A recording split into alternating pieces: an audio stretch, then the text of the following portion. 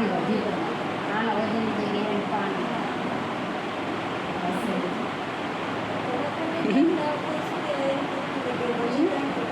ચીકુનો હસતો ચહેરો એવો. હવે વજન તો વધી જશે પણ તમારે હવે ખવડાવવાનું ખાલી તમારું જ બહારનું ઉપરનું કંઈ રાખવાનું. તો એને તકલીફ હતી, તમારે તકલીફ હતી, બાળકનો ડૉક્ટરે પાવડર આપ્યો, થોડા દિવસ તકલીફમાં આપણે ચલી રહીએ. પણ હવે તમારે એને તમારું સ્તનપાન કરાવવાનું, એક બાજુ નહીં.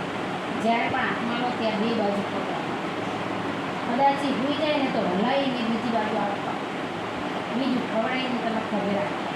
તો એને ખાધેલું બધું આખા શરીરમાં પહોંચે. કદાચ તમારે ધાવણ ના આપવું તો કોઈ ખસખસ ખાવાની, એનાથી મોસ્ટ મારો અનુભવ વસ્તુ અલકાબેન ગેસ બંધ કરજો. કદાચ દિવાળી વસ્તુ ખાવાની ના પાડી હોય ને તો નહીં ખાવાની. ભાત ઘી કદાચ તમને ટાંકાની અંદર ના પાડી તો આપણે થોડી ખસખસ પણ ખાવાની તો બધી વસ્તુ તમને જ્યારે છૂટા કરતાં બધું જ ખાવું. બીજું કે કદાચ ખાતા ખાતા એના તકલીફ હતી ભૂલી જાય, થાકી જાય તો ચિંતા નહીં કરવાની. એને તો રડાઈને તમારે ખવડાવવાનું. બરાબર એવું લાગે કે ભૂલી ગયો તો આપણે રડાવવાનું, ખવડાવવાનું. અને મોઢું એનું સુકાવા નહીં દેવાનું. દિવસમાં ઓછામાં ઓછું એને 12 થી 15 વાર તમે ખવડાવો. અડધો પોણો કલાક થાય એને લઈ દેવાનું ખવડાવો. એનું મોઢું ના સુકાવવું જોઈએ. ગરમી બહુ હોય તો એ તો મોટો થશે એટલે નાખોને 6 મહિના પછી ઉપર નાખો. ત્યાં સુધી કશું જ નહીં. કેમ કે તમારા ધાવણમાં પાણી, દૂધ, સાકરનું બધું આપણા ધાવણમાં આવે છે. તો બાળકને ઉપરની કંઈ જરૂર છે 6 મહિના સુધી કશું જ નહીં. કોઈ કહે તોય ના મને કીધું એ મારે ખાલી ખવડાવે.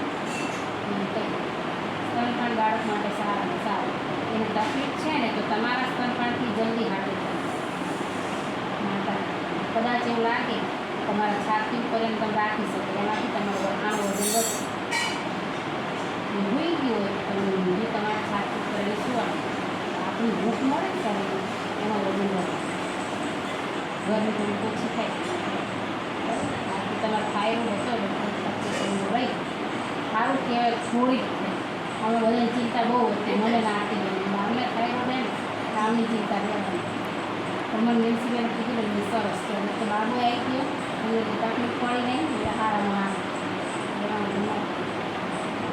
ધ્યાન રાખી તમે સાસુ ચિંતા કરી દો.